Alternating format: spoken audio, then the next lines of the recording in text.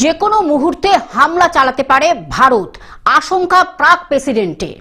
যে কোনো মুহূর্তে হামলা চালাতে পারে ভারত, আশঙ্কা পাক প্রেসিডেন্টের। পশ্চিম এশিয়া যুদ্ধ পরিস্থিতির মধ্যেই ভারতের ভয়ে কাঁপছে পাকিস্তান।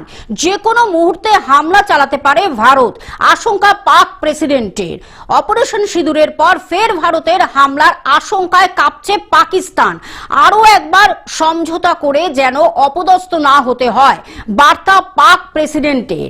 দেখে মনে হচ্ছে আরও একটা যুদ্ধের জন্য প্রস্তুতি নিচ্ছে ভারত। ভারতের নেতাদের কথায় মনে হচ্ছে আরো একটা যুদ্ধের জন্য প্রস্তুত। যুদ্ধ নয়, আমরা শান্তির পক্ষে, মন্তব্য আসিফ আলী জারদারির।